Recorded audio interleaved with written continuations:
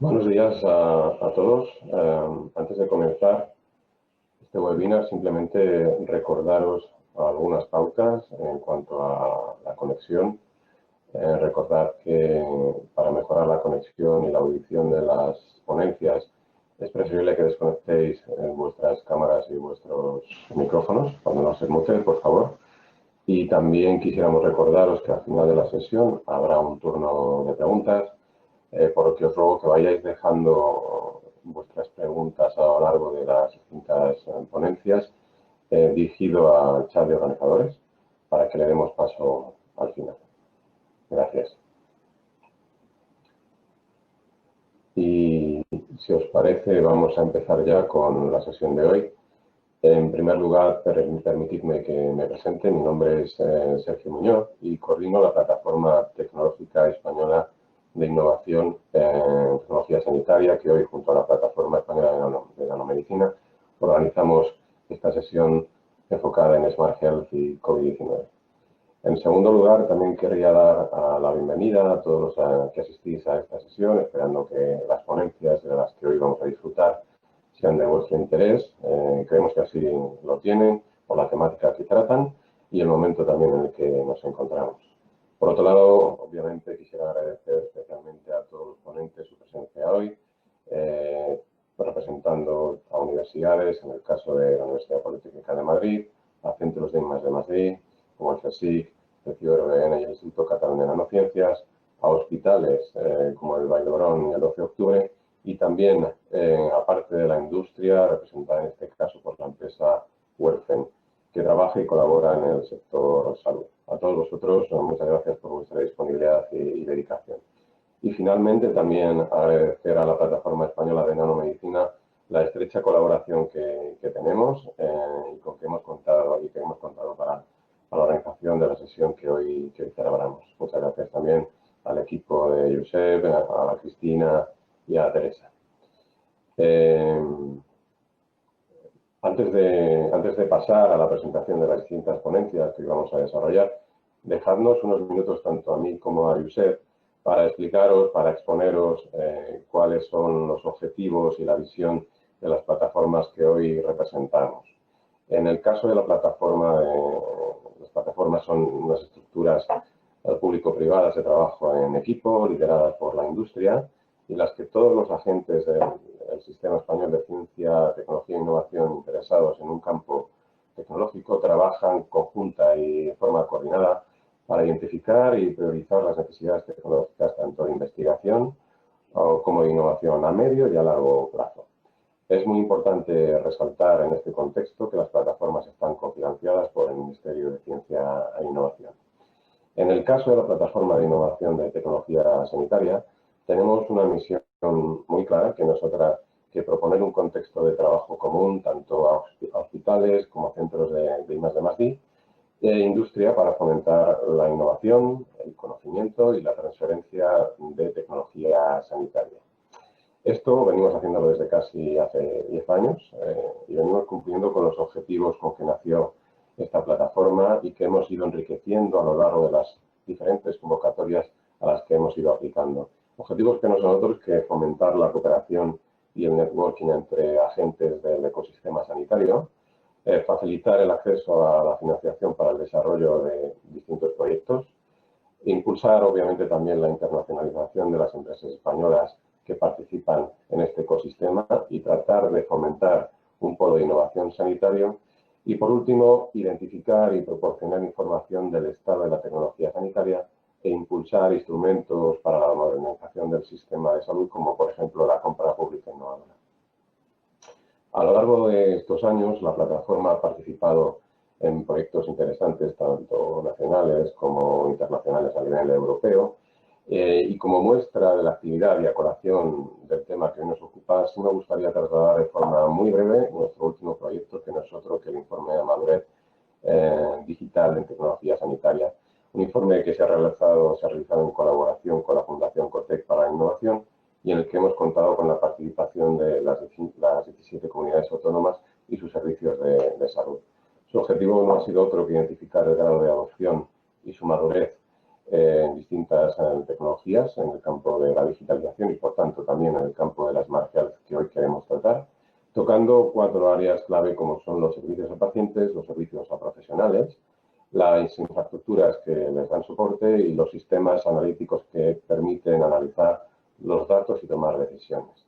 El informe se finalizó antes del comienzo de la pandemia y se publicó a comienzos del pasado mes de junio, identificando un amplio margen de mejora en todos los ámbitos de estudio, con un grado medio de madurez del 31% sobre el score máximo disponible.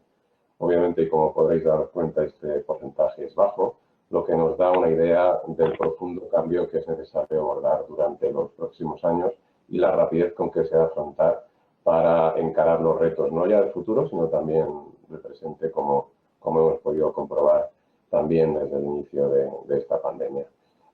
Aquí finalizaría mi presentación de la plataforma y de sus objetivos y daría paso también a Josep Chamitier, el coordinador de la plataforma de Nanomed, para que también nos pueda explicar cuáles son los objetivos de esta otra plataforma. Gracias, Josep. Muchas gracias, Sergio, y buenos días a todas y a todos por participar en este webinar. Es un placer para mí también, como coordinador de la plataforma de nanomedicina, daros la bienvenida.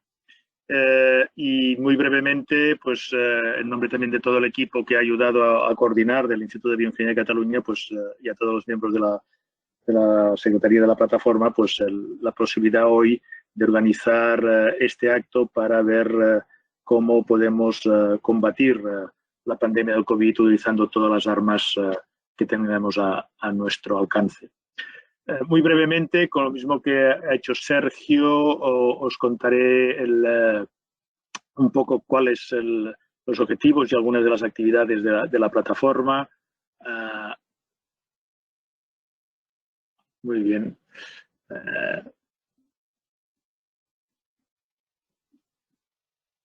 Como vemos en la transparencia, todas las plataformas y particularmente también la Plataforma Española de la Medicina, juntamente con las otras que estamos en el ámbito de biomédico, intentamos acelerar la transición de lo que serían tecnologías relacionadas con la salud a la clínica y al mercado. En particular, esto, digamos, requiere la colaboración de todos los actores que son relevantes en este ámbito, y aquí hay desde los policy makers, las administraciones, las empresas, las spin-off, las grandes compañías, los institutos de investigación, las universidades, los hospitales y también todo el sistema, todo lo que podríamos decir el ecosistema de organizaciones que intentan promover a través de bioregiones, a través, digamos, de colaboraciones, esta interrelación entre los diferentes sectores. Por lo tanto, tenemos una visión clara de colaboración público-privada como catalizadora de la innovación, intentar apoyar al máximo la participación española en proyectos e iniciativas internacionales. Evidentemente, los problemas de salud digamos, son de ámbito muchas veces internacional y lo estamos viendo ahora con la pandemia y, por lo tanto, el colaborar, estar presente en la toma de decisión y en la participación de grandes consorcios internacionales es relevante para todos nosotros. Intentamos ser un think tank de asesoramiento y de trabajo en conjunto con los diferentes miembros de la plataforma y para eso también buscamos esa relación y colaboración con plataformas en donde tengamos sinergias para generar al máximo esa colaboración y esa difusión de los resultados obtenidos a todos los niveles, ¿no? Como en el caso que también de FENIN, pues nos contamos con la colaboración del Ministerio de Ciencia e Innovación y de las agencias como CEDETI o Instituto Salud Tercero, sin las cuales verdaderamente nuestra actividad no sería posible.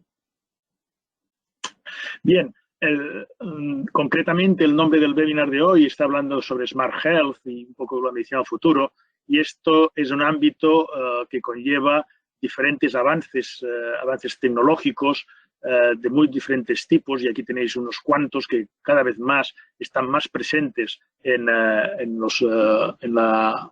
cómo cuidar la salud, en cómo mejorar está en cómo diagnosticar en nuevos tratamientos y van desde cuestiones como la realidad virtual, los dispositivos móviles, la inteligencia artificial, la computación en la nube, la robótica, etcétera, a otros muy centrados en nuestro ámbito, donde la nanotecnología tiene un papel importante. Evidentemente, pues todo el tema de materiales nanotecnológicos, la biología sintética, tecnología de sensores, impresión 3D, etcétera, son ámbitos donde realmente ese aspecto nano tiene un papel relevante en la mejora de todas estas tecnologías, ¿no? Y evidentemente, cuando ha aparecido la pandemia, muchos de nuestros miembros y en colaboración con otros organismos se han puesto a trabajar y se han puesto a buscar la manera de conseguir proyectos y avanzar en nuestro conocimiento para poder combatir la pandemia, ¿no?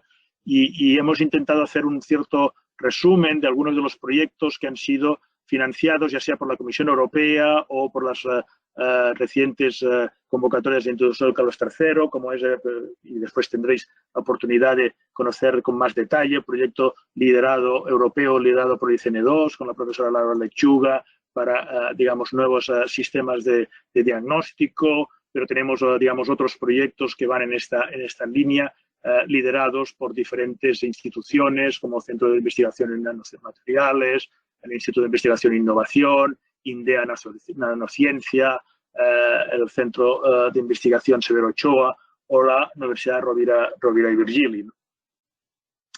También en el ámbito del desarrollo de vacunas, en donde verdaderamente también la nanomedicina combinada con los avances biológicos puede ayudar a esa gran esperanza que tenemos de conseguir vacunas que funcionen de forma eficiente en el tiempo más corto posible. Y aquí tenemos desarrollos por parte del IDIVAPS, por parte del Instituto Químico de Sarriá de la Universidad Ramon Llull, por ejemplo, en este caso directamente con nanopartículas, o de la Universidad de Santiago de Compostela, también con el desarrollo de una vacuna mediante micronanosferas, o también la investigación que está liderando el IRSI Caixa. Y finalmente también, pues evidentemente, mientras esto, digamos, no llegue a esa vacuna y también vamos avanzando en el tema del diagnóstico, pues también buscar fármacos que sobre todo eviten y tratamientos que eviten las complicaciones y los casos más graves que estamos viendo, ¿no? Y aquí hay también proyectos, tanto europeos como nacionales, en donde se ha visto cómo ciertas proteínas, ciertos elementos que aparecen en la interacción entre el virus y nuestro organismo pueden ser posible, digamos, detenerlos o mitigarlos con la utilización de nanomedicina o nanotecnología, ¿no? Entonces, aquí proyectos liderados, pues, en este caso, por mi instituto, el Instituto de Bioingeniería de Cataluña, o por la Universidad Politécnica de Cataluña, en este caso incluso también con nanopartículas funcionalizadas. Por lo tanto, veis que en un momento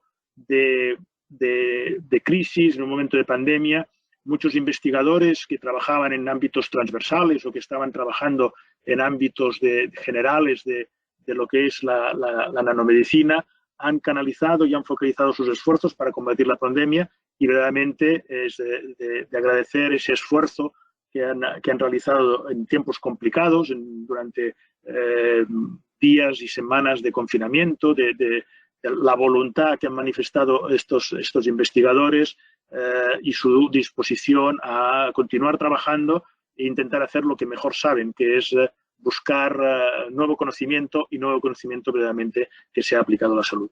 Por lo tanto, con esta información creo que podemos dar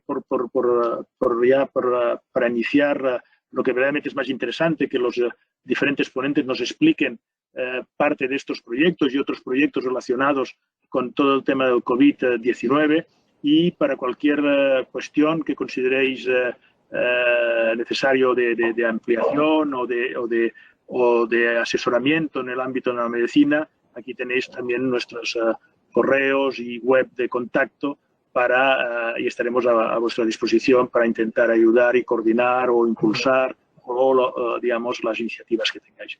Muchas gracias y espero que disfrutéis de la jornada de hoy y agradecer finalmente también la estrecha colaboración y el impulso de FENIN para todo este tipo de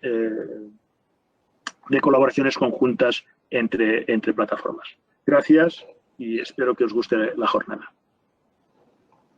Muchas gracias a ustedes. Reitero también mis agradecimientos a todos.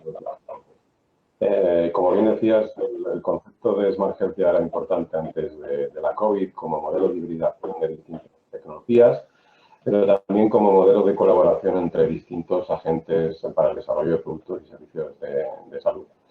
Y la aparición de la COVID-19 ha puesto de manifiesto la necesidad de estas nuevas herramientas de diagnóstico, de nuevos sensores y de elementos tecnológicos que faciliten el análisis de datos, por ejemplo. En este contexto tenemos hoy con nosotros a nuestra primera ponente, la profesora Laura Lechuga. Forma previa a su presentación, dejadme que haga una breve introducción de ella. La profesora Laura Lechuga desarrolla su labor de investigadora en el CSIC y además es directora del Grupo de Investigación de Nanosensores y Aplicaciones Bioanalíticas del Instituto Catalán de Nanociencias y Nanotecnología ICN2 de Barcelona. El objetivo principal de sus trabajos de investigación se centra en el desarrollo de sensores nanofotónicos y su integración en plataformas de tipo Lab-on-a-Chip. Y ha publicado más de 200 artículos científicos, dispone de 8 patentes y es cofundadora de 2 spin-offs.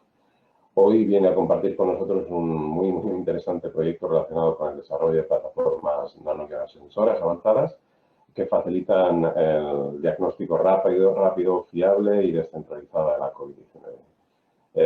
Adelante, Laura, y cuando quieras. Muy bien, a ver si funciona esto. Están presentando. ¿Se ve bien la pantalla? ¿No funciona el puntero? ¿Se ve bien, no? Se ve bien, gracias. Se ve bien, muy bien. Veo que no está funcionando, a ver, el vídeo. Muy bien, ahora. Bueno, buenos días a todos y, bueno, muchísimas gracias por la invitación y por darme la oportunidad de compartir, ¿no?, con todos vosotros lo que estamos haciendo en este proyecto europeo, en el proyecto COMBAT, que donde estamos intentando desarrollar estas plataformas nanobiosensoras avanzadas para hacer este diagnóstico rápido, fiable y, sobre todo, descentralizados, ¿no?, de la COVID-19, que, como sabemos, es uno de los grandes problemas que tenemos en esta pandemia. Este es un proyecto europeo que fue financiado a primeros de marzo en una convocatoria urgente que lanzó la Comisión Europea a primeros de marzo, bueno, a finales de enero. Nos dieron muy pocos días, la verdad que solo 8 días para escribir el proyecto europeo. Y bueno, digamos que ya tenemos un consorcio medio montado, porque ya tenemos cierta relación con otros grupos de coronavirus, que son los que aparecen aquí, que son mis colegas en el proyecto europeo. Y gracias a eso y tener también una tecnología ya bastante madura, nos permitió acceder y conseguir este proyecto. Antes de comenzar con el proyecto en sí, bueno, solo hacer un recuerdo, contar así muy por encima, cuáles son las principales técnicas de diagnóstico de la COVID-19, cómo se puede detectar el SARS-CoV-2, el virus. Entonces, tenemos como 2 estrategias principales, que son las que llamamos estrategias directas de detección. Por una parte, consiste en detectar el ARN, o sea, secuencias que son exclusivas de este virus, del SARS-CoV-2, de tal manera que hay que extraer este ARN y hay que amplificarlo y medirlo, que son todos los test basados en ácidos nucleicos. Luego hay una segunda estrategia muy interesante, que es la que nosotros estamos intentando hacer, que es detectar el virus completo, o bien algunos de los antígenos del virus. Pero nuestra idea principal es este segundo test, es cómo es posible atrapar el virus completo en una muestra sin necesidad de hacer ningún procesamiento y de hacer ningún tipo de extracción. Y luego hay una tercera estrategia que es indirecta y, por lo tanto, no es una medida de la infección activa, sino que es una medida de una vez que las personas ya han pasado esta infección, pues cómo se empiezan a producir todas estas inmunoglobulinas. Nuestro sistema inmune produce las inmunoglobulinas para atacar al virus y, por lo tanto, son los test serológicos que también estoy segura que todos conocen. Muy bien, lo que sucede con lo que está pasando... ¿Funciona? Ha quedado congelado, espero que funcione. Muy bien. Lo que está pasando, como todos sabemos, prácticamente todas las técnicas de diagnóstico se están basando en técnicas PCR, que todos sabemos que son unas técnicas con una alta sensibilidad, especificidad, están muy bien establecidas. A día de hoy incluso ya existen robots que te permiten hacer cientos de muestras, pero tiene varios problemas, como también todos sabemos, que se necesita bastante tiempo. O sea, realmente una PCR lleva entre 2 y 5 horas.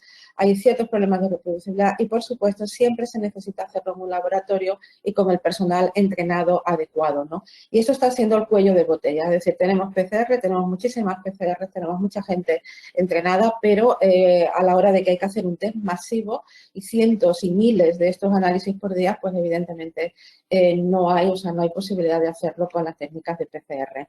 Nuestra propuesta es, por lo tanto, que si es posible utilizar un biosensor, en este caso un tipo de biosensor point of care, de tal manera que nos permita hacer este diagnóstico tan sencillo, con una alta sensibilidad, que sea muy rápido, es decir, que en cuestión de minutos podamos tener el resultado y, sobre todo, que necesitamos una mínima cantidad de muestra del paciente, por ejemplo, saliva, que es un tipo de muestra que no es, digamos, que es fácil de extraer de los pacientes, ¿no? Entonces, pensamos que las técnicas de biosensores, quizás en el momento, sobre todo estos que están basados en técnicas de point of care, que pueden abrir, ¿no?, el camino a lo que se necesita justamente ahora, que es una detección rápida, sensible, masiva y, además, cuantitativa. Esto es importante porque hay muchos test rápidos que están saliendo al mercado, que todos sabemos que es un sí o un no, pero en el caso de los biosensores te permite dar un valor cuantitativo, o sea, un valor de la carga viral. Solamente recordar de forma muy rápida lo que es un biosensor para la gente que quizás no esté tanto en el campo. En el biosensor tenemos siempre un transductor, o sea, un sensor físico en contacto con una capa de reconocimiento biológico. Esto es importante entender el concepto, que en un biosensor va todo junto, es decir, que tenemos un sensor físico, que puede ser óptico, electroquímico, mecánico, etcétera, pero quizás la gracia, por así decirlo, de todo el asunto es que lleva un receptor biológico acoplado, va dentro del dispositivo, que es totalmente selectivo al analito, la sustancia que tú quieras analizar, en este caso al virus, al SARS-CoV-2, en medio de que puede estar en medio de una muestra muy compleja y que tiene muchos otros analitos y muchas otras sustancias interferentes. Quizás los biosensores más famosos que todos conocemos, el de glucosa, ya saben que el último modelo de este biosensor de glucosa es incluso implantable, lo llevan las personas a 14 días, están midiendo en continuo y te da la lectura en un reader, simplemente como un teléfono móvil, test de embarazo, algunos test portátiles que ya existen en urgencia. Este es el concepto de biosensor.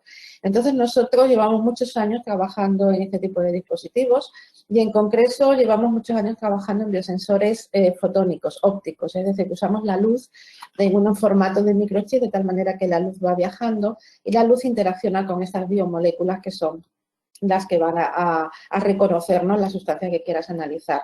En el proyecto COMBAT estamos utilizando este tipo en formato microchip y simplemente estamos ahora pues terminando, ¿no?, lo que sería el dispositivo POC, o sea, el Point of Care, el instrumento donde insertas este sensor con su cartridge y donde podríamos colocar la muestra del paciente y hacer un análisis completo. Trabajamos en paralelo, aparte de toda la parte bio, pues es un tipo de tecnología patentada a nivel internacional, es única nuestra, utiliza interferometría óptica. La fabricación se hace aquí en Barcelona, en el Instituto de Microelectrónica de Barcelona, en la Sala Blanca, una tecnología ya totalmente establecida. Bueno, pues luego el dispositivo, claro, lleva un desarrollo a nivel ingenieril bastante importante porque, bueno, hay que pensar que estamos utilizando muestras líquidas, lleva microfluídica, hay que hacer toda la parte de funcionalización de los receptores biológicos y, por supuesto, toda la ingeniería óptica de lectura, no solamente de citación y lectura de estos microchips fotónicos. En el proyecto COMBAT, bueno, solamente recordar que nosotros llevamos a cabo todas estas labores, es decir, que tanto lo que ha sido el diseño de los dispositivos, la fabricación que se lleva a cabo también, como decía, en el CNM en Barcelona, pero toda la ingeniería, montaje de las plataformas, lo hacemos absolutamente todo en mi grupo. Una vez cuando pedimos el proyecto europeo, uno de los condicionantes es que la tecnología no solo estuviera ya desarrollada, sino que además ya lo hubiéramos demostrado con otras aplicaciones clínicas similares, ¿no? Y nosotros pues ya habíamos demostrado de manera exitosa cómo esta tecnología, por ejemplo, se puede utilizar para hacer una identificación muy rápida de bacterias. Aquí os muestro los resultados con E. coli, que en tan solo 20 minutos pues conseguimos medir la presencia de esta bacteria con límites de detección de tan solo 4 bacterias por mililitro, incluso en líquidos acíticos de pacientes de Vall d'Hebron. Hemos medido pues otras sondas, como por ejemplo microRNAs también, que son biomarcadores, en este caso de cáncer de vejiga, y ya habíamos demostrado cómo con esta tecnología podíamos llegar a niveles de sensibilidad increíbles, ¿no? Como incluso llegar a medir microRNA en directo en la orina de los pacientes a niveles de tan solo 20 atomolar, ¿no? Y cómo este tipo de tecnología te permite estratificar pacientes tomando tan solo 150 microlitros a unas pocas gotas de la orina de un paciente, cómo podemos ver quién es una persona sana y quién está padeciendo un cáncer de vejiga. Así que en el proyecto COMBAT lo que estamos haciendo, lo que nosotros planteamos, son dos estrategias diferentes. La primera es pues hacer algo parecido a la PCR, pero sin amplificación PCR, en la cual lo que estamos inmovilizando son unas secuencias exclusivas para reconocer las secuencias del SARS-CoV-2. En este caso, pues, utilizamos unas secuencias de ADN y lo que hacemos es reconocer unas secuencias, como decía, que ya hemos establecido previamente del ARN del virus. En cuestión de tan solo 15 o 20 minutos tenemos ya este reconocimiento, no necesitamos hacer PCR, pero como tenemos unos chips multiplexados, es decir, tenemos más de 20 biosensores en paralelo, quizás lo más interesante de este desarrollo es que somos capaces de colocar sondas de otros coronavirus o de, por ejemplo, de una gripe común, y entonces podríamos llegar a diferenciar completamente que esa persona tiene en concreto el SARS-CoV-2 y no tiene cualquier otro coronavirus que pueda interferir. La segunda estrategia que estamos siguiendo, que es quizás la estrella de este proyecto, es detectar el virus completo. Quiero recordar que esto es una estrategia que prácticamente nadie está siguiendo por la dificultad que tiene. Los test de antígenos que ahora mismo están llegando al mercado lo que hacen en la muestra es romper, ¿no?, el virus y detectar las proteínas, los antígenos que quedan libres, pero en nuestro caso lo que estamos haciendo es inmovilizar anticuerpos monoclonales específicos a la proteína S de la envuelta del virus, del SARS-CoV-2, y detectarlo de forma directa. Esto sería un único paso, es decir, pones la muestra, se capta, captura del virus y da una señal en tiempo real en nuestro dispositivo óptico. Evidentemente, este sería como el test ideal porque pensamos que incluso, nosotros hemos dicho 30 minutos, pero pensamos que incluso en función de pocos minutos podríamos tener este diagnóstico en tiempo real. Pensamos también, estamos intentando hacer el test en saliva directamente, aunque lo compararemos evidentemente también con muestras nasofaringeas. El proyecto COMBAT tenía estos dos objetivos, pero luego, digamos, ya que estábamos aquí, nos hemos animado y hemos hecho también un test serológico, que también os enseñaré a continuación, porque en este caso lo que se detectan son las inmunoglobulinas, no la IgM y la IgG producida por los pacientes, pero pensamos que con biosensores la posibilidad que tenemos es que no solamente vamos a ver si una persona tiene las inmunoglobulinas o no, sino que podemos hacer un test cuantitativo y eso también es importante, ¿no?, de saber, porque podemos ver la evolución de todas esas inmunoglobulinas con el tiempo en los pacientes y cuál es su concentración en el suero de los pacientes. Os enseño los primeros resultados que tenemos de este proyecto en el caso de la detección directa del virus. Lo primero que hemos hecho es elegir cuál es el mejor anticuerpo monoclonal, aunque ahora los están produciendo otros anticuerpos ya en Francia, en ExoPartner en Francia, en Marsella. Le hemos visto que el anticuerpo funciona muy bien detectando la proteína, la spike, que está en la envuelta del virus. Y con esto lo que hicimos, claro, el problema es cómo medimos SARS-CoV-2. Esto es un virus activo, es un virus infeccioso, no lo podemos hacer al laboratorio. Así que lo que hemos hecho es utilizar lo que es un pseudotipo. Es decir, un virus exactamente igual, tiene la misma cubierta, tiene las mismas proteínas spike en la cubierta, pero su ARN no es infectivo, es un pseudovirus que lo han preparado en Valencia, en el grupo de Ron Heller, y con este pseudovirus pues hemos tenido unos resultados realmente excelentes. Es decir, con este pseudovirus hemos visto cómo veis señales reales del dispositivo, como en muy pocos minutos nosotros podemos ver todas las concentraciones que vemos de este pseudotipo. Tenemos un control que estamos utilizando, un coronavirus felino en este caso, y vemos que el control no nos da ninguna señal, y lo que hemos establecido es que con nuestro biosensor somos capaces de ver en tiempo real hasta límites de detección de tan solo 46 unidades, que son como prácticamente 46 virus per mililitro. Así que los primeros resultados que tenemos nos indican que tenemos una detección excelente del virus. Podemos cuantificar, la sensibilidad es muy buena, estamos en unos límites de cuantificación 10 a la D2, 10 a la 3, los niveles comunes que están encontrando por PCR se sitúan entre 10 a la 3, 10 a la 5. Es selectivo al SARS-CoV-2, no vemos ninguna actividad con los otros coronavirus que estamos empleando, y ahora mismo estamos ya utilizando muestras de saliva, o sea, estamos haciendo ya los test directamente en saliva, a ver si o sea, ya sabemos cómo extraer la saliva y ver si hay que diluirla en algún momento, quizás porque hay una carga viral muy alta.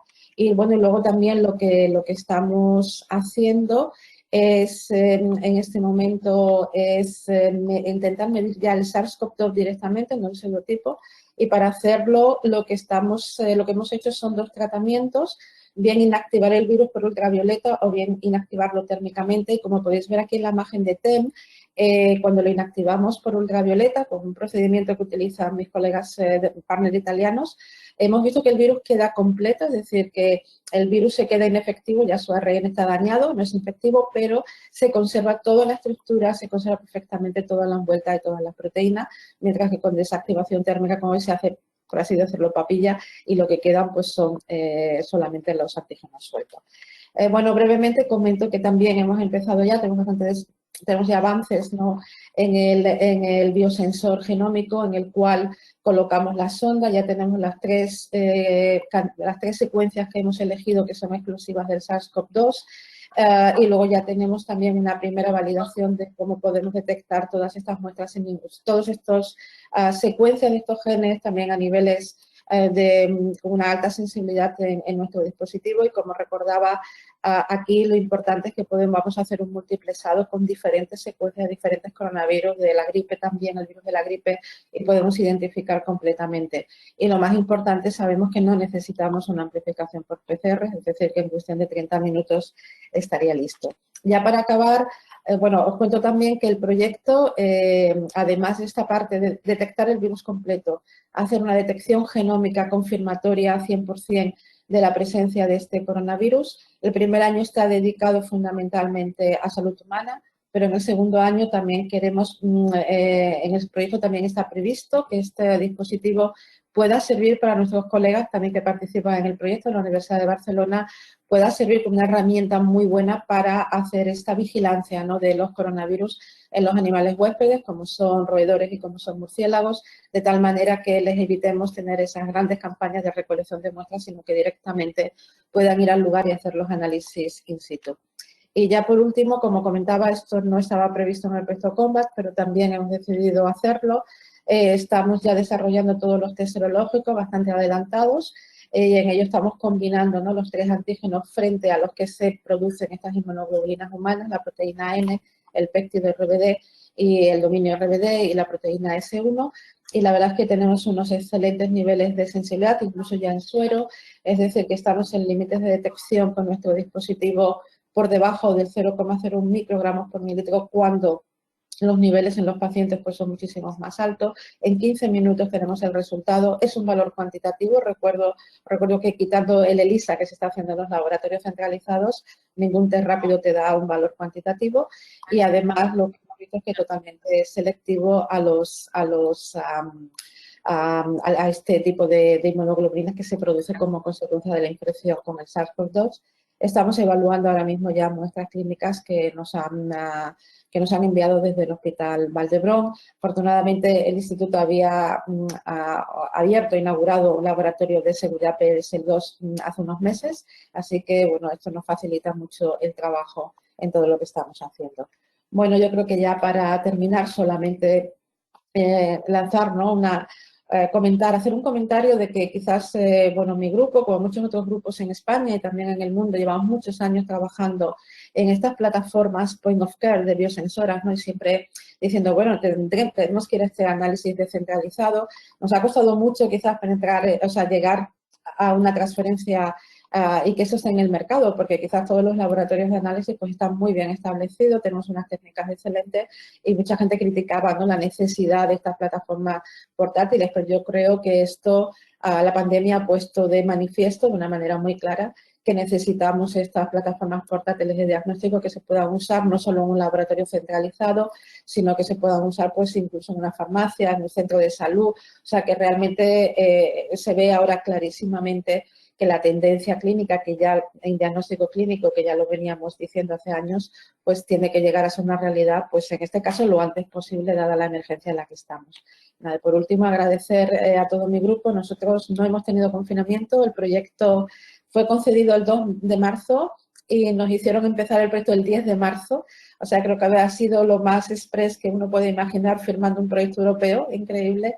Y creo que los contratos incluso se formalizaron en 3 días. O sea, que esto es un ejemplo de que cuando se necesita, pues se puede hacer las cosas tan rápido. Y bueno, como ves, pues hemos estado aquí pues trabajando intensamente y nada, agradecer a todo mi grupo el gran sacrificio que están haciendo. Y muchas gracias a todos. Muchas gracias, profesora Laura Lechuga. Interesantísimos resultados, interesantísimo proyecto, y lo que sería, espero y deseo, muy importante sería trasladar cuanto antes esta tecnología al mercado, como bien decías. Muchas gracias de nuevo, y al final de las presentaciones tendremos un turno de preguntas en el que seguro habrá muchas para ti. Para nuestra segunda ponencia contamos con la presencia de la doctora Claudia Ayuste y la profesora Ana María Bernardo. La doctora Ayuste desarrolla su actividad asistencial en el Hospital 12 de Octubre de Madrid. Es licenciada en Medicina y Cirugía por la Universidad Complutense de Madrid con la especialidad en nefrología, y es doctora en Medicina también por la misma universidad. Ha trabajado durante varios años en el Reino Unido, en el Hospital de King's College, y en colaboración con otros servicios del Hospital 12 de Octubre también ha desarrollado el proyecto de consulta multidisciplinar en el acceso vascular. También es miembro activo del Instituto de Investigación del Hospital 12 de Octubre, con más de 30 publicaciones, y está involucrada en distintos ensayos clínicos y becas de investigación tanto a nivel nacional como a nivel europeo. Por otra parte, la profesora Ana María Bernardo es ingeniera de telecomunicación por la UCM y profesora de esta misma universidad, donde también recibió su título de doctora en tecnologías y sistemas de comunicaciones. Tiene un diploma de estudios avanzados en economía y gestión de la innovación, y sus intereses combinan la función de datos, el análisis del comportamiento, los sistemas de interacción natural y tecnologías para espacios inteligentes. Y entre otras, aplica estas tecnologías al contexto que hoy queremos exponer, que no es otro que la aplicación de la Smart Health en el sistema asistencial. Sobre todo, en su caso, dirigido a mayores, a salud mental y pacientes renales.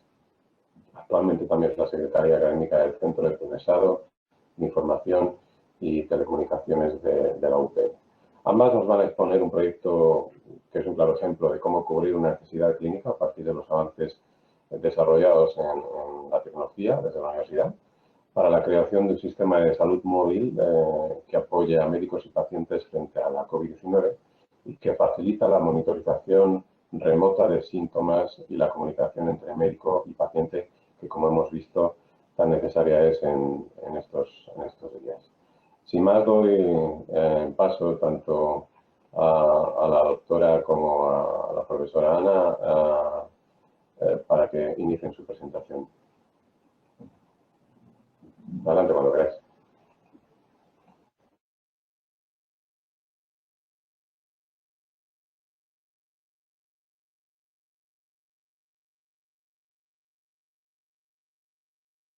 No sé, me parece que estamos teniendo algún problema.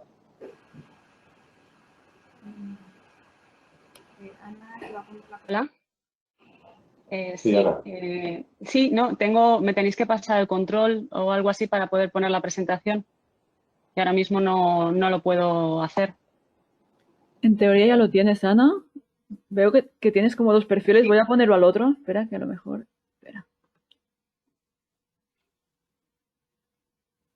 ¿Ahora? Un segundo, que esto me está pidiendo aquí un cambio. Y vale.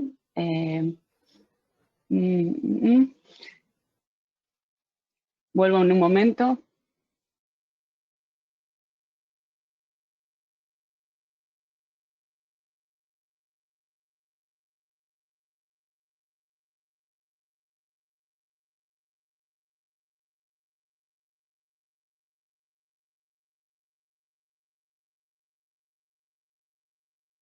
Por algún motivo no puedo compartir la presentación. Quizá... ¿Puedes volver a probar ahora? Puedo compartir. A ver si ahora puede ser. ¿Me veis ahora? Sí, ahora bien. Vale, genial. Pues un segundo que lo arranco. Vale, perfecto. Ahora creo que ya lo podéis ver, ¿verdad? Y ahora todo bien. Pues, genial. Pues nada, tiene la palabra Claudia, la doctora Claudia Yuste, que va a iniciar con la presentación de la iniciativa que hemos tenido durante esta época de confinamiento para desarrollar un sistema de salud de Smart Health para básicamente facilitar el seguimiento domiciliario de pacientes COVID-19 en una especialidad. Claudia, cuando quieras. Hola, no sé si me escucháis. ¿Sí? ¿Me escucháis? Es que tengo problemas con internet que no me deja activar la cámara. ¿Me escucháis? Sí, te oímos, Claudia. Adelante. Y ahora no escucho vosotros. Vale, perfecto. Nada, bueno, pues muchas gracias por invitarnos aquí a presentar el proyecto que hemos hecho en colaboración con la Universidad Politécnica de Madrid, del que la verdad estamos muy contentos. Si puedes pasar la María Juana, o yo no sé la puedo pasar, ¿no?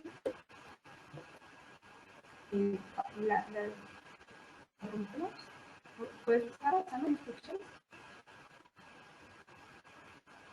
Claudia, no sé si soy yo sola, pero creo que se te oye bastante mal. No sé si quizás puedes acercar el micrófono. Sí, eso sí, como paso. Creo que ¿Me sí, oís todo ahora mal, mejor? pero practicar. Perdón. Señores. ¿Me oís ahora mejor?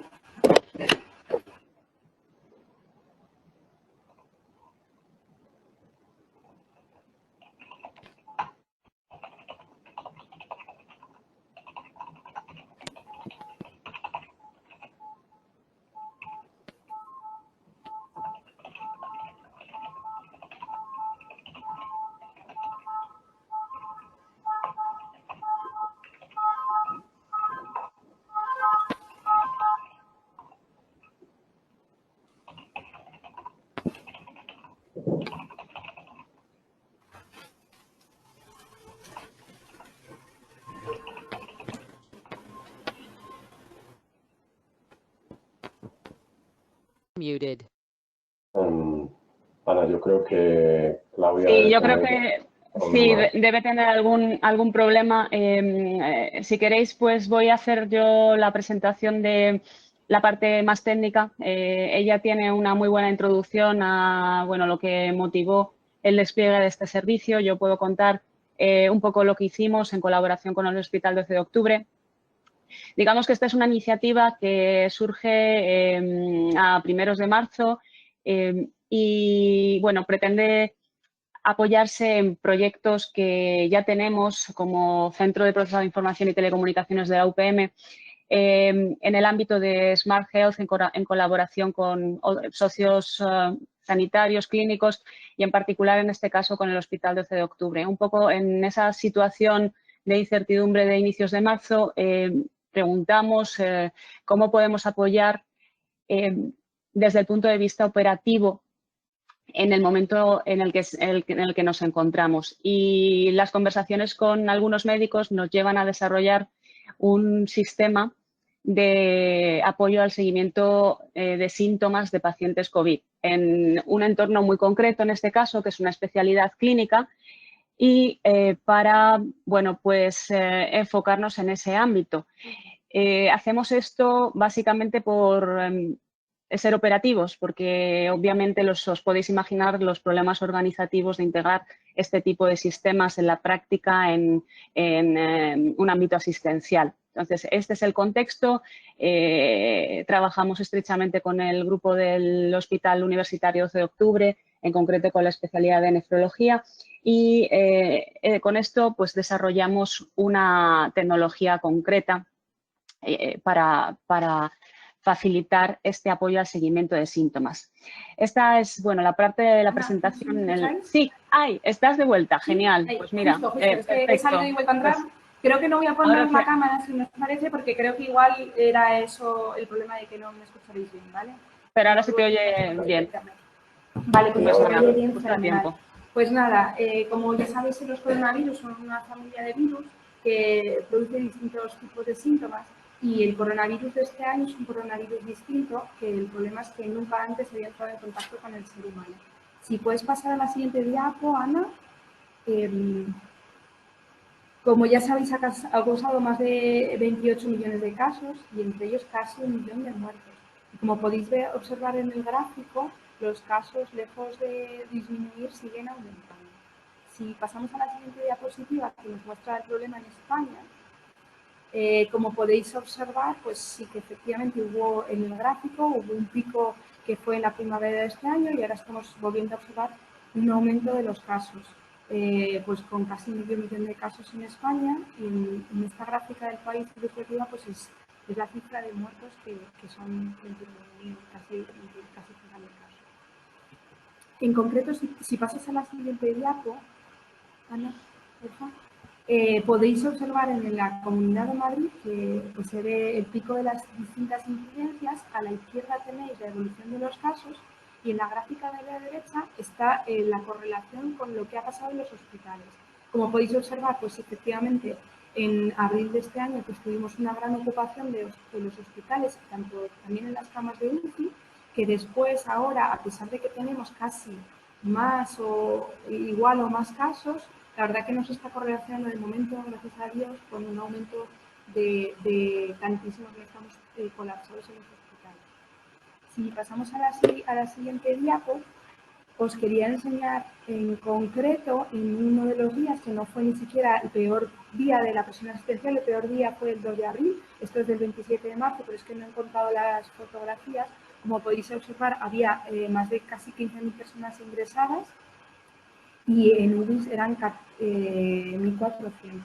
Si os fijáis en mi hospital, que es el 12 de octubre, que es el cuarto que aparece, pues teníamos casi 870 ingresados y 72 en las camas de UCI. Las camas de UCI se multiplicaron, normalmente había 42 y pasaron a 72 y luego incluso se aumentaron hasta 92. O sea que eso de que las UCIs no estaban al 100%, claro, es cierto porque estaban al 300%. Habían aumentado de 400 camas de UCI en Madrid a 1.400, ¿vale? Entonces, teniendo esto en cuenta.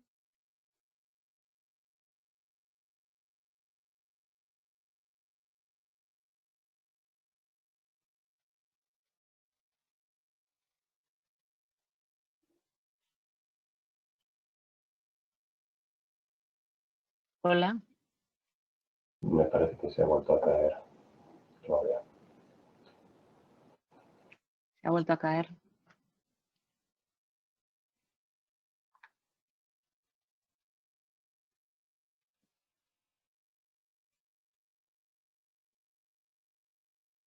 Si quieres, avanza tú. Vale, avanzo yo y ahora imagino que se volverá a conectar y podremos oírla otra vez. Bueno, volvemos sobre sus transparencias más tarde. En este contexto en el que, bueno, pues podéis imaginar, podemos todos imaginar la presión asistencial que han pasado los hospitales. Lo que se ha desarrollado en esta iniciativa es una herramienta para facilitar el seguimiento domiciliario de pacientes con infección COVID que estaban salientes de un ingreso hospitalario, básicamente. La herramienta se ha desarrollado en este entorno, pero no obviamente puede adaptarse o sirve para múltiples casuísticas dentro de la atención asistencial. El sistema, bueno, pues es un sistema, antes de pasar a presentar el sistema, o simplemente una palabra sobre nosotros.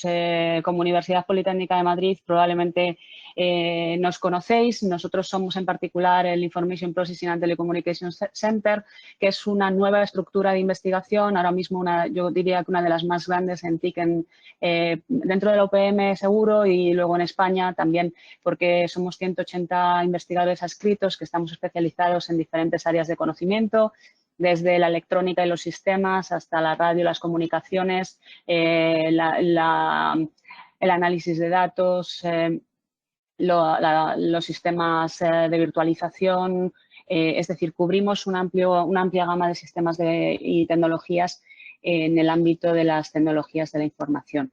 En particular, una de las áreas estratégicas es salud y bienestar, y en esta línea pues, vamos a ver después en la siguiente presentación cómo trabajamos con imágenes biomédicas, como va a presentar la profesora Chus Ledesma, cómo trabajamos con temas de análisis de datos para análisis de comportamiento y Human Sensing, hacemos procesado del lenguaje natural, también en el ámbito de diferentes patologías, trabajamos con sensores, Internet of Things, dispositivos de salud personal, temas de AR y realidad virtual e interacción y la explotación de estos sistemas multimedia de manera integrada para salud. Entonces, estas breves palabras como introducción de quiénes somos.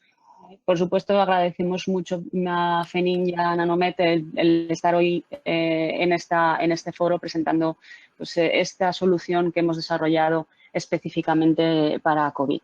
Bueno, como todos sabéis, pues han ido apareciendo multitud de aplicaciones desarrolladas con diferentes objetivos para la pandemia. Quizá las que más conocemos, las más populares, son las que nos permiten seguir contactos, ¿no?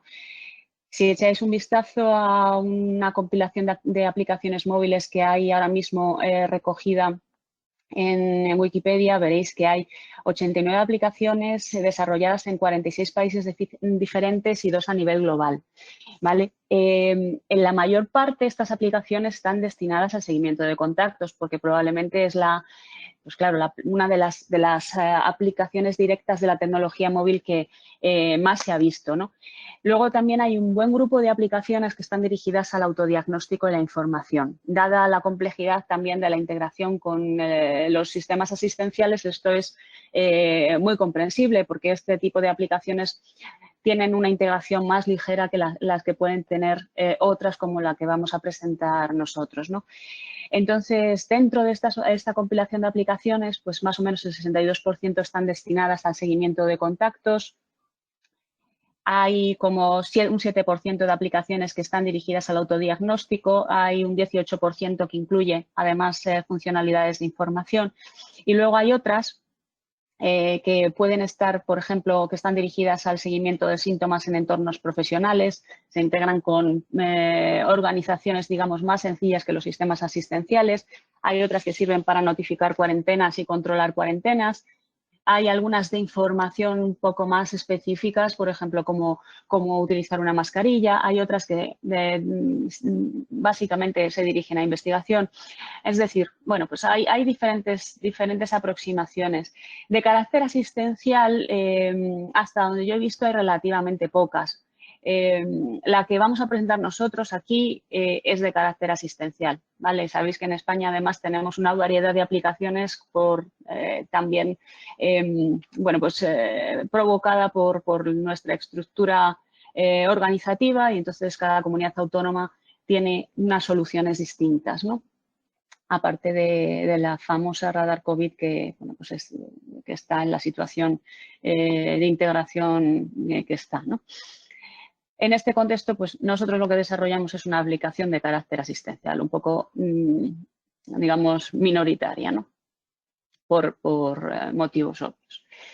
Al sistema le llamamos IMAP y ha sido diseñado para apoyar al paciente y al personal sanitario en el seguimiento de la enfermedad a través del control de síntomas diarios reportados a través de un dispositivo móvil, ¿vale? Con el objetivo de ir recogiendo información relevante sobre la evolución de la enfermedad y poder dar una mejor respuesta, seguir mejor los protocolos de atención por parte de los clínicos y dar también más seguridad al cliente, en este caso el paciente. Básicamente tiene una estructura de solución de un sistema de salud móvil tradicional, digamos, ¿no? Tenemos una serie de... Todo está centrado alrededor de una aplicación de paciente a través de la cual el paciente reporta síntomas y puede tener más y tiene más algunas otras funcionalidades y luego una parte de visualización, seguimiento y comunicación que tiene el médico también a través de herramientas versátiles multiplataforma. Es una visualización en un tipo dashboard que permite bueno, pues diferentes funcionalidades de seguimiento y comunicación. Todo esto se conecta con un backend que pues, garantiza la privacidad y la seguridad de los datos y gestiona todo convenientemente de acuerdo con la legislación actual. El modo de funcionar del sistema es iniciado por los médicos, es decir, aunque las aplicaciones están en los markets, las tenemos desplegadas tanto en Android Beta como en TestFlight para iOS, ¿no? No se puede registrar cualquier usuario, sino pueden registrarse aquellos que hayan sido autorizados por su médico.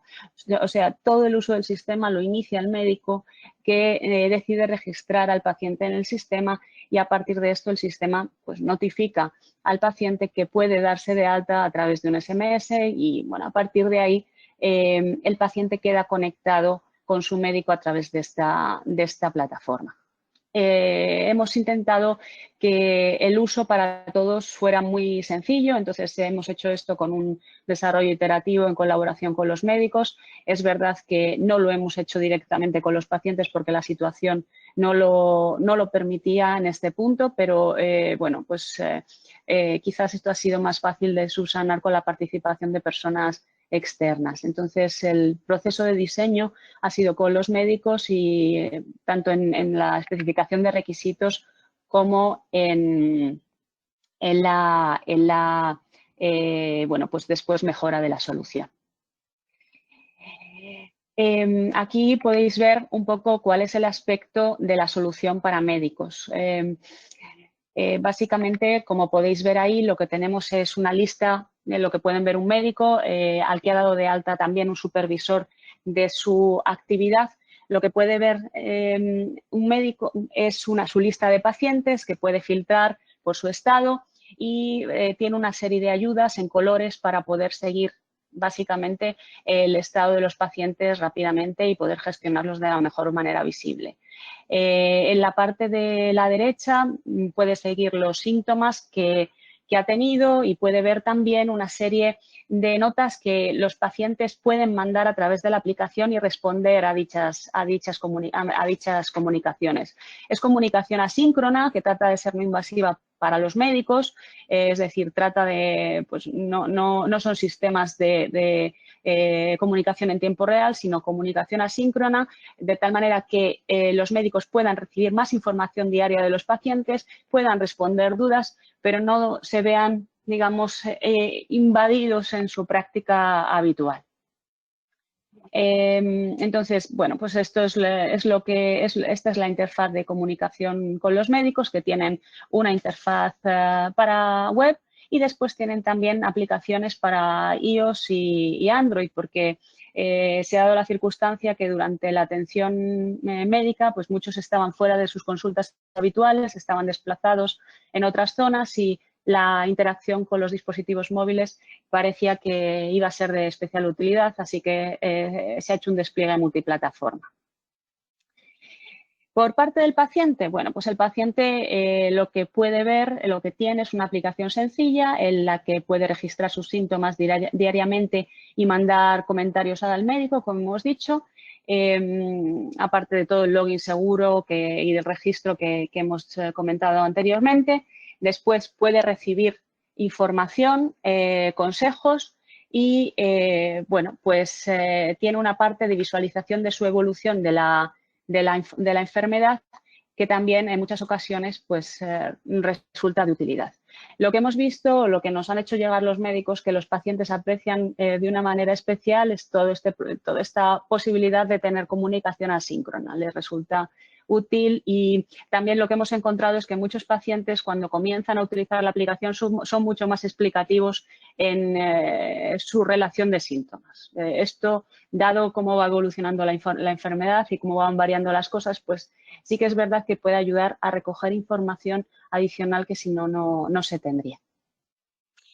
Y esto es en breve IMAP, ¿no? Y lo que se ha hecho para este desarrollo de Smart Health para COVID. Básicamente, la aplicación se desarrolla para una especialidad muy concreta, pero como podéis imaginar, pues es muy fácilmente extensible. De hecho, creemos que podría tener especial utilidad en atención primaria, podría tener también mucha utilidad en la conexión con residencias, porque bueno, pues las residencias, por lo menos en la Comunidad de Madrid, están conectadas con su hospital de referencia y probablemente para seguimiento de pacientes en residencias podría tener también mucha utilidad.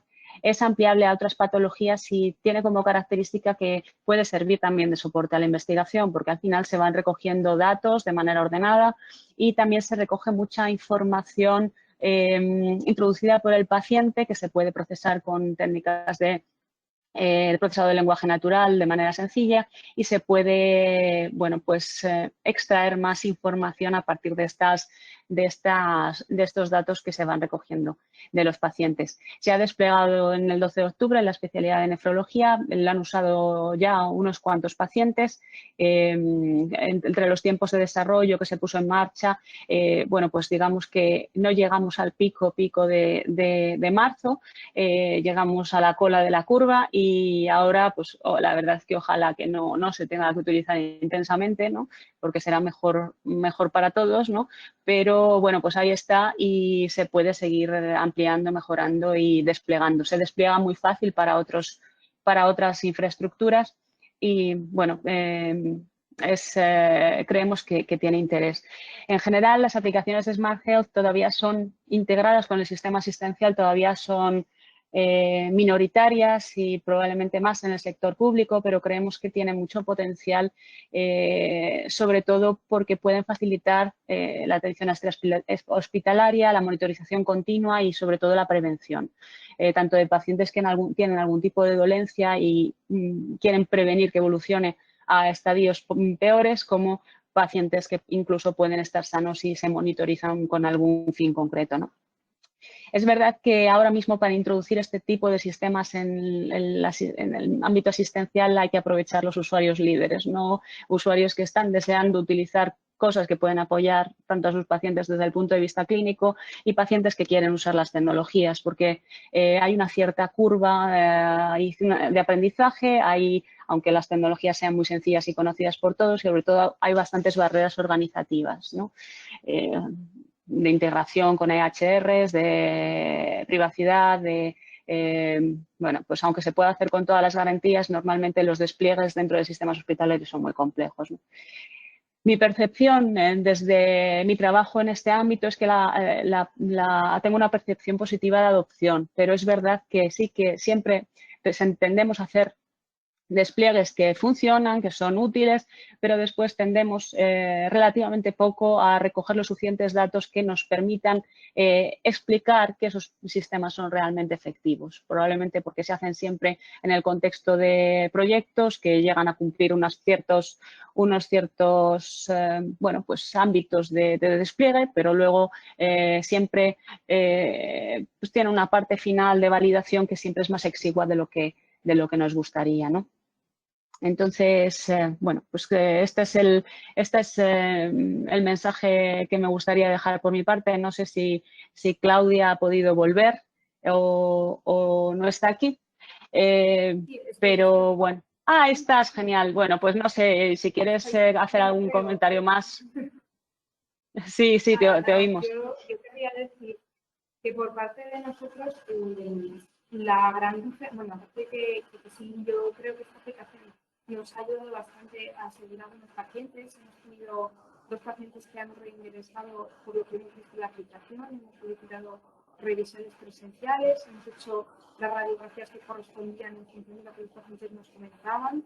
También hemos indicado tratamientos clínicos por la aplicación y desde la experiencia de uso, nosotros aquí en el hospital, la verdad que estamos acostumbrados a utilizar unos sistemas informáticos que son muy, muy antipáticos y que se nota que esto es algo que es atractivo, es fácil, es rápido. La verdad que te puedes conectar desde el móvil y verlo en un segundo, que la verdad que los ordenadores, como he podido demostrar en la sesión, muchas veces tenemos muchos cortafuegos y muchos problemas de conexión, pero cuando lo pudimos controlar desde nuestro móvil, la verdad que ha sido muy rápido, muy fácil y la verdad que es súper intuitivo, estamos encantados.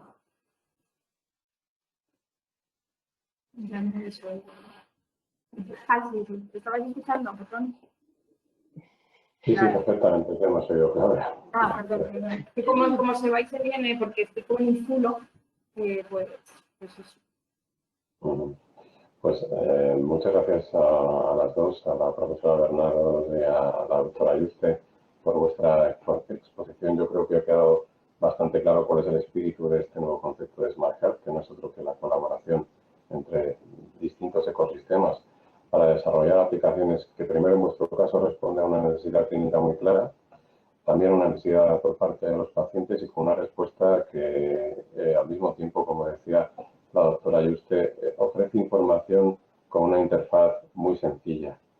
El gran problema también, como comentaba la profesora Bernardo, es cómo trasladar esto a un mundo productivo, porque para la validación y, bueno, como investigadores que somos, nos encontramos con un gran problema y es la escasez de datasets que nos permitan hacer una validación mucho más contundente a la hora de abordar el paso a la producción o al mercado de este tipo de aplicaciones. Muchas gracias de nuevo a las dos y al finalizar la sesión tendremos más preguntas seguro para vosotros. Para nuestra tercera ponencia contamos con la presencia de la profesora y catedrática de la Universidad Politécnica de Madrid, María Jesús Ledesma Carballo. Un placer tenerte con nosotros hoy también, profesora. La profesora Ledesma está adscrita al Centro de I+D+I en Procesado de Información y Telecomunicaciones y al Centro de Investigación Biomédica en Red, es decir, BBN. Trabaja en Ingeniería Biomédica y tras doctorarse en la UPM trabajó como postdoctoral en distintos institutos de Estados Unidos. Actualmente dirige varias líneas de investigación en el Laboratorio de Tecnologías de Imagen Biomédica y entre ellas las de imagen cardiovascular y pulmonar. Colabora con distintos grupos a nivel internacional, tanto en Estados Unidos como Europa, y su objetivo es mejorar los servicios de salud a través de los avances en tecnologías de imágenes biomédicas.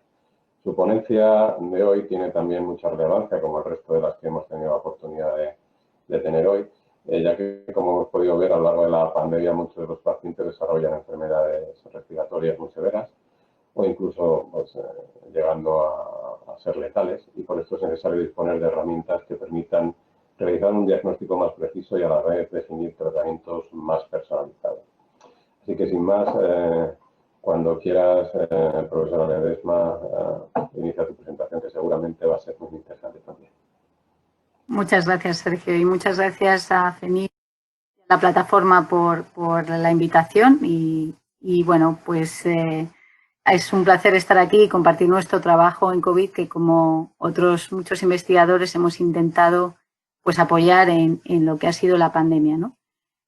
Bueno, pues lo que os voy a presentar fundamentalmente tiene que ver con qué podemos hacer cuando llegan los pacientes al hospital y cómo podemos predecir si esos pacientes van a ir mal o bien, ¿no? Esa fue nuestra principal motivación desde el principio. Y nos hemos centrado en primer punto en la cuantificación de caracterización de lesiones pulmonares en COVID de tomografía computarizada, aunque también estamos trabajando, como os contaré a continuación, en otros tipos de datos.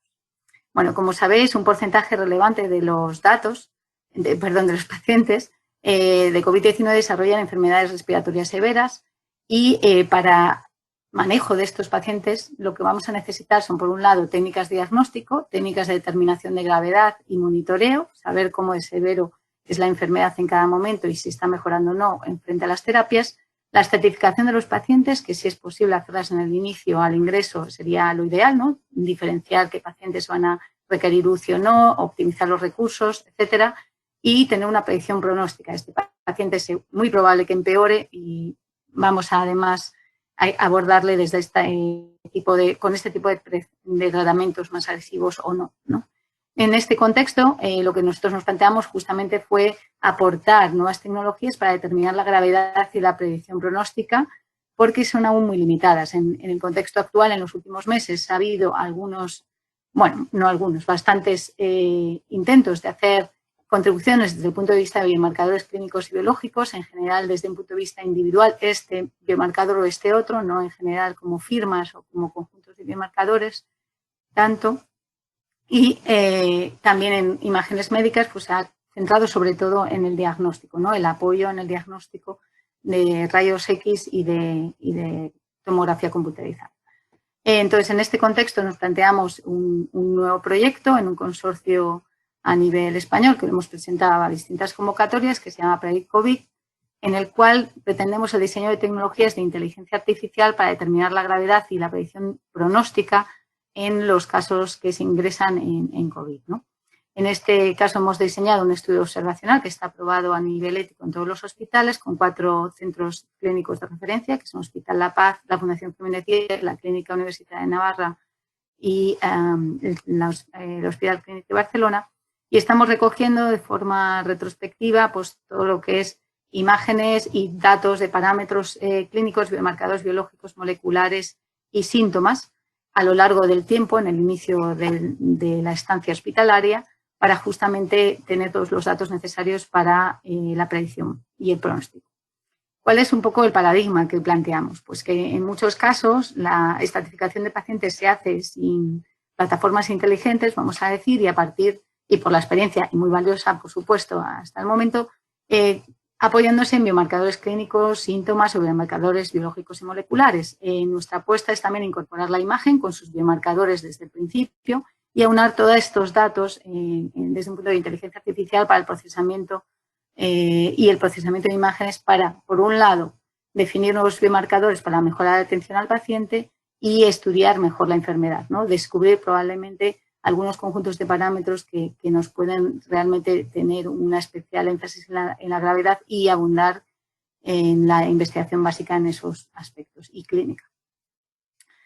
Por otro lado, algo también muy importante, que es el centro fundamental en nuestra investigación, también en nuestro laboratorio, es que la imagen nos puede aportar mucha información, no solo la información de diagnóstico, identificación de riesgos, sino también la evaluación de comorbilidades, por ejemplo, la presencia de enfisema o la distribución vascular o bronquial o las afectaciones de los mismos, así como la predicción de respuesta a tratamiento o el pronóstico. Es lo que se viene a llamar Image Healthcare Analytics y es también un poco nuestra reivindicación de incorporar todos estos biomarcadores en el pool de biomarcadores que podemos trabajar para el manejo del paciente.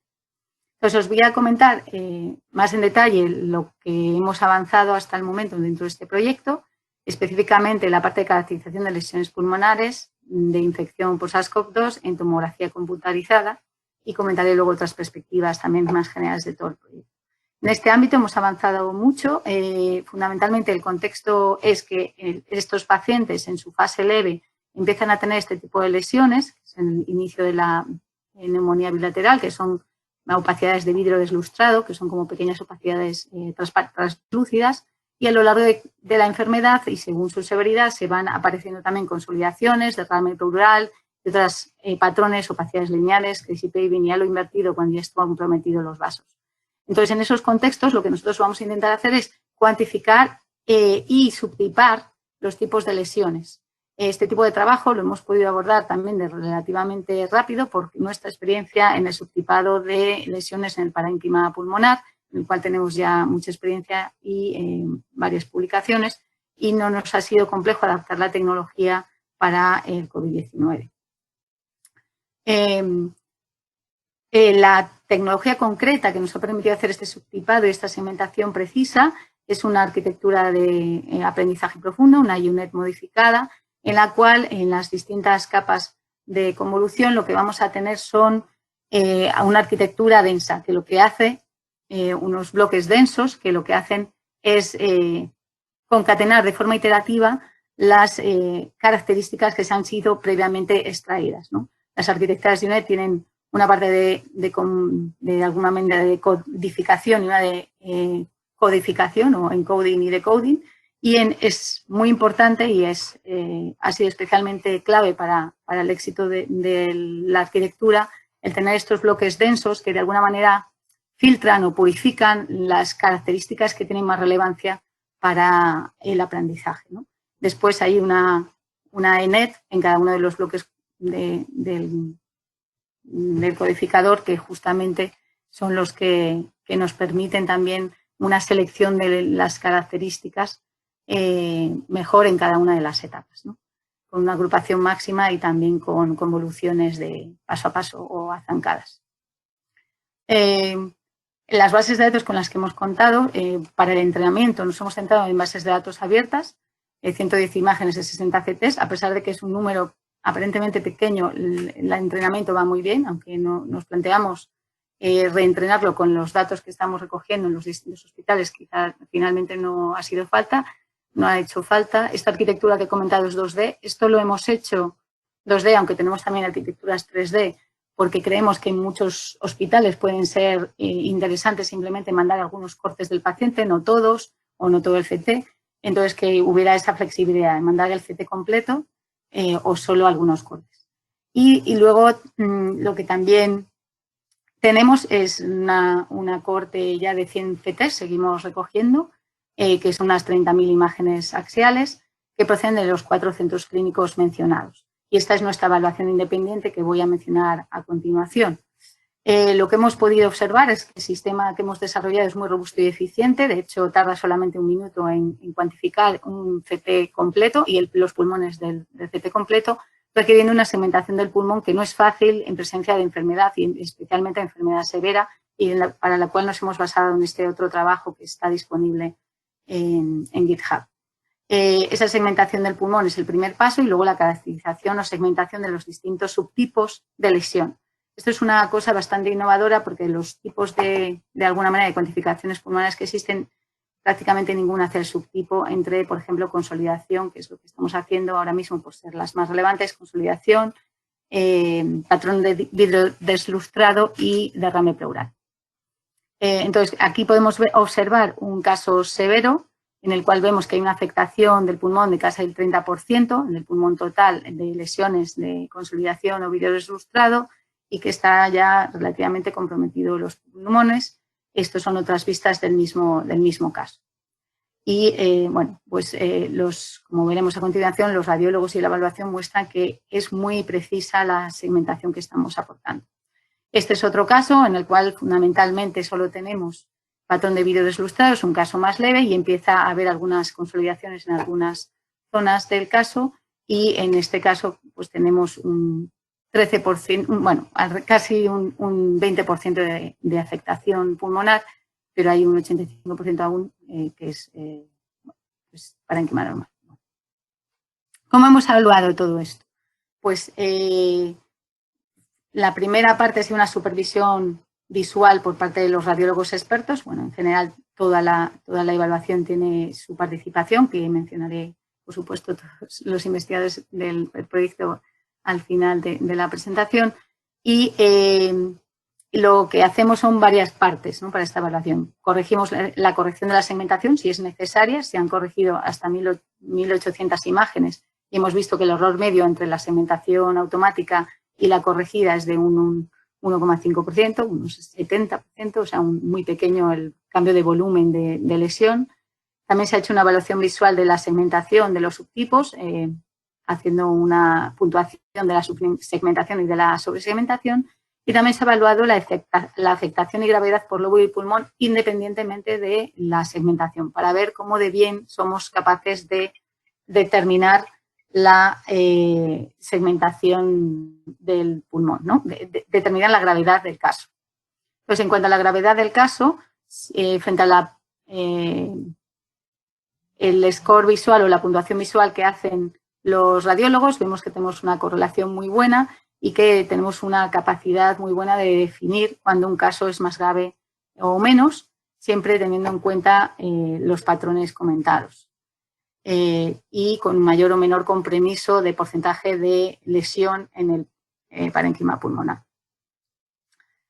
Si además nos planteamos cómo podríamos decir si estos casos tienen signos compatibles o lesiones compatibles con COVID, podemos hacer que esa puntuación visual, que es cuando es mayor que 2, es que más del 5% del pulmón o del lóbulo está afectado, pues vamos a ver si realmente somos capaces de distinguir y de predecir esa afectación, ¿no? Entonces podemos ver que efectivamente predecimos bien cuando hay o no presencia de lesiones y además si vemos la curva ROC de capacidad de predicción, la presencia de lesiones detectadas visualmente compatibles con COVID, vemos que también tenemos un área bajo la curva bastante buena para el número de casos que tenemos actualmente en estos 100 CTs, ¿no? Y lo hemos hecho un análisis por caso. Con lo cual podemos decir que hemos diseñado un sistema bastante capaz de determinar la gravedad de los casos y sobre todo la presencia del COVID-19 o de lesiones pulmonares de COVID-19. Como tenemos además a través de todo el pulmón una determinación muy exacta de la espacial de las zonas pulmonares donde hay lesiones, hemos también podido ver si hay una preferencia en la aparición de esas lesiones en las distintas partes del pulmón, que no la hemos observado, o si hay una preferencia entre pulmones o que una vez que se afecta un pulmón sigue siendo ese mismo pulmón. Y tampoco hemos visto esa diferencia y más bien, como ya sabemos, la afectación suele ser paralela, ¿no? En los dos pulmones suele haber afectación. Y es casi siempre hay neumonías bilaterales, lo cual observamos también en este análisis automático de las lesiones. Entonces, con esto, pues un poco comentar que hemos desarrollado un sistema robusto, eficiente, que puede servir tanto para en el ingreso evaluar la gravedad de los pacientes en cuanto automáticamente de forma cuantitativa y objetiva el porcentaje de lesión de pulmón, y lo que es importante es que ese score o esa puntuación automática se puede repetir a lo largo del tiempo según los tratamientos que se da al paciente y servir como herramienta de monitorización. Adicionalmente, lo que también estamos realizando es una relación con el pronóstico, es decir, somos capaces de predecir a partir de esas imágenes en el ingreso o de las primeras 2 semanas, que es lo que estamos recogiendo, somos capaces de diagnosticar o predecir el pronóstico, es decir, los días de hospitalización o si van a tener que entrar en UCI o si van a necesitar o requerir ventilación mecánica o qué riesgo de mortalidad existe en el paciente, ¿no? Eso es justamente lo que estamos analizando ahora mismo para cerrar un primer artículo y lo que también vamos a hacer es poner a disposición el modelo entrenado para uso de la comunidad científica. El siguiente paso es también ver si este modelo predictivo vamos a hacerlo solo con imágenes biomédicas, sino que en paralelo vamos a mezclar o vamos a fusionar la información de imágenes, síntomas, datos clínicos y biológicos. Aquí hay algunos de los descriptores que estamos considerando y que estamos recogiendo, en concreto variables de laboratorio como dimodez, CRP, etcétera, ferritina, etcétera, niveles de oxigenación, linfocitos. También estamos recogiendo comorbilidades y tratamientos y variables demográficas y clínicas. Con todos estos datos vamos a ver si somos capaces de realizar esa robusta estratificación de los pacientes en el ingreso, no solo a partir de las imágenes, sino también a partir del resto de datos disponibles para el paciente. Entonces, como conclusiones un poco más generales, pues el cálculo automático de biomarcadores basados en imágenes es efectivo y robusto y está actualmente a disposición de la comunidad sanitaria y creo que se le tiene que dar un mayor protagonismo y trabajar todos más juntos en esta línea, ¿no? En cómo incorporar estos biomarcadores con el resto de biomarcadores. Luego, la explotación inteligente de los datos va a ofreciendo oportunidades en el manejo del COVID-19 notables y hay una oportunidad significativa para realizar estudios clínicos y también de investigación básica, aunando estos parámetros, ¿no?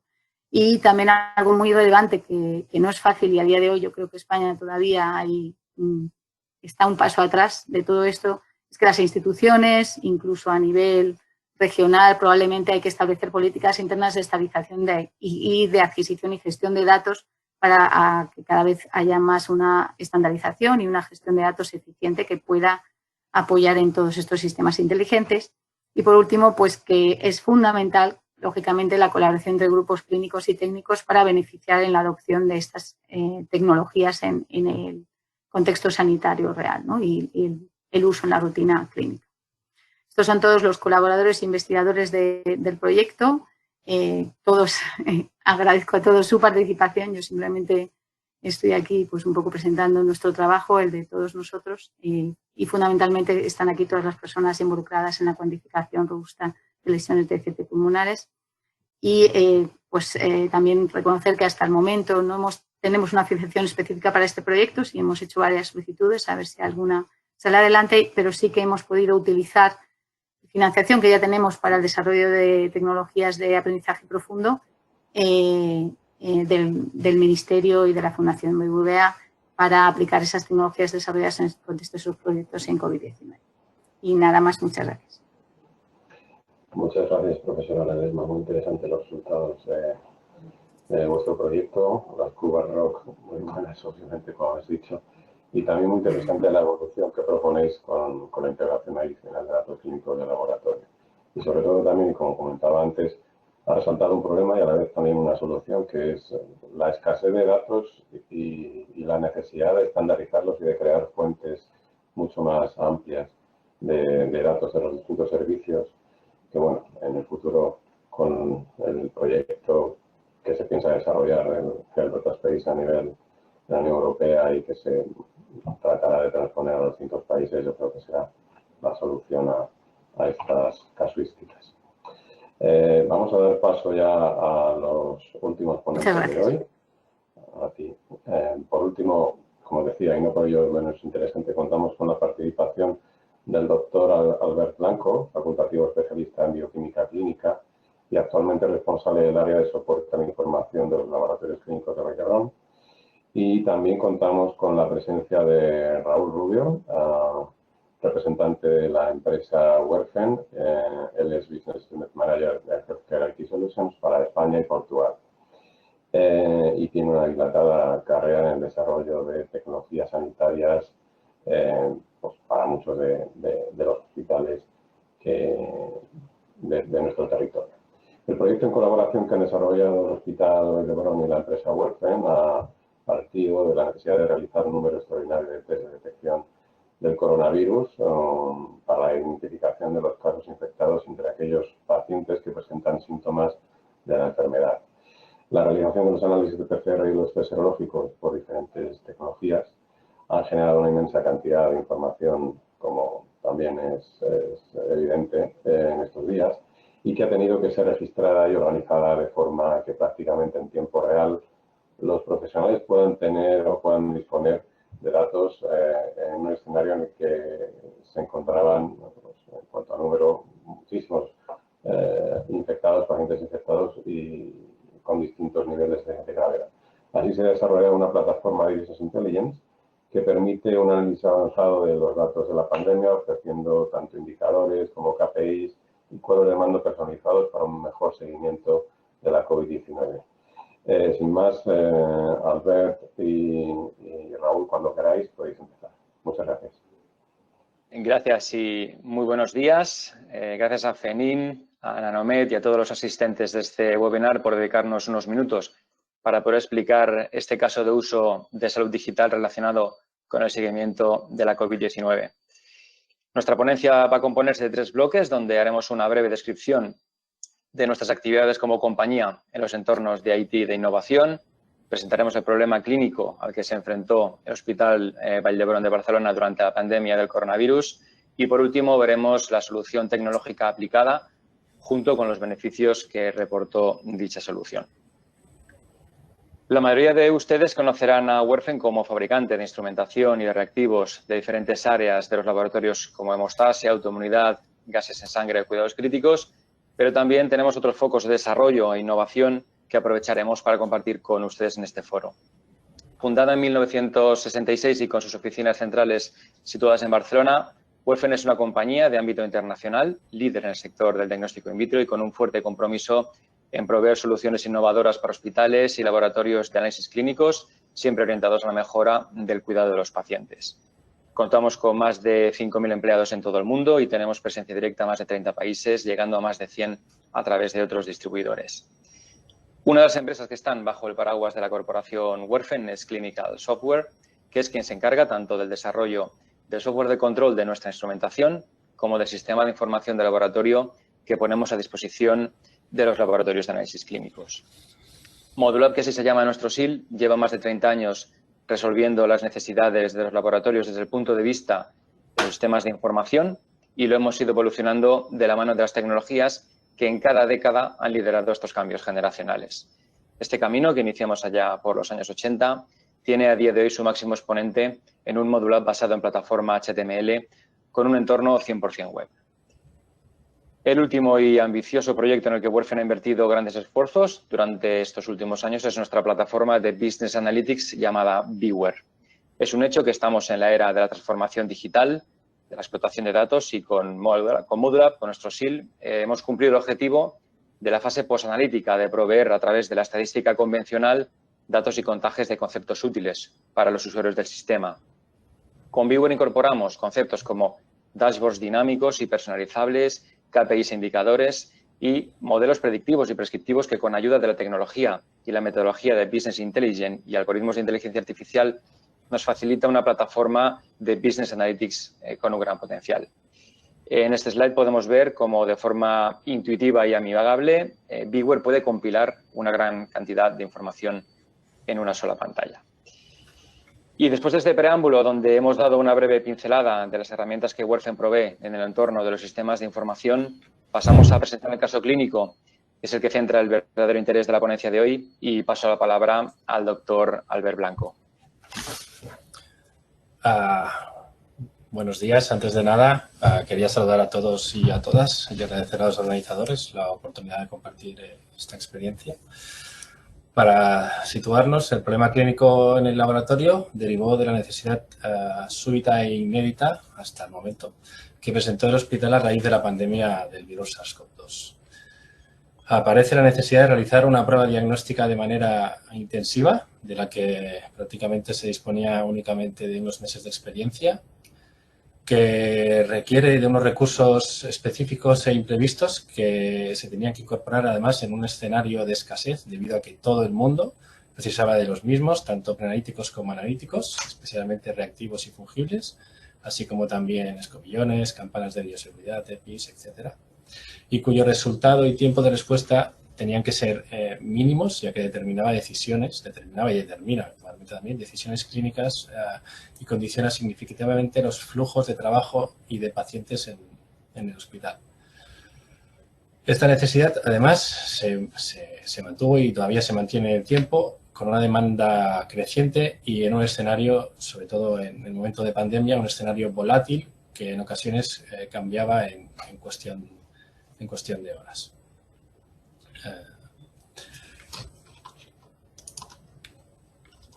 Esta situación cambiante implicó en el laboratorio adaptación y racionalización constantes e interrelacionadas de recursos, tanto humanos como materiales, para lo que era imprescindible disponer de herramientas de gestión flexibles, de fácil manejo y que ofrecieran la máxima información útil.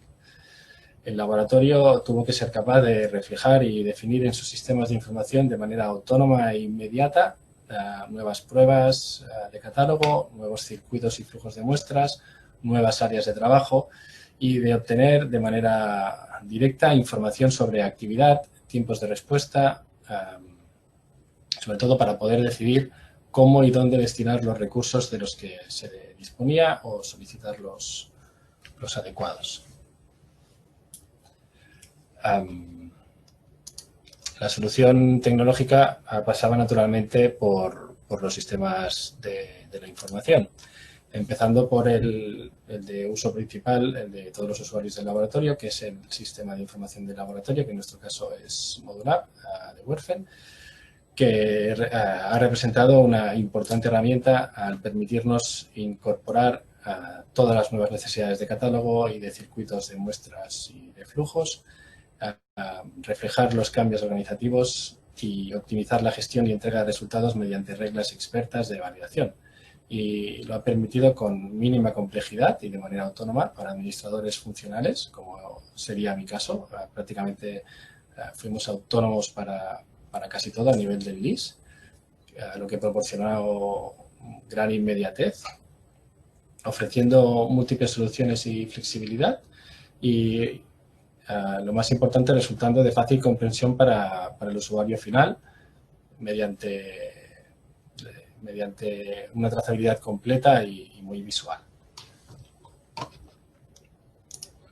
En paralelo, el LIS también permitió y permite obtener mediante estadística o exportación datos tanto de actividad total, origen de esta actividad, tiempos de respuesta, tasa de positividad, entre otros, datos que resultan imprescindibles para la toma de decisiones y la solicitud y racionalización de los recursos, pero que esta obtención de datos es una obtención de datos clásica, ya prácticamente se podría decir, o tendríamos que empezar a decir obsoleta, basada en hojas de Excel que, sin dejar de ser útiles, naturalmente, pueden requerir en algunos casos que posteriormente se tengan que refinar y filtrar para poder enfocar la información.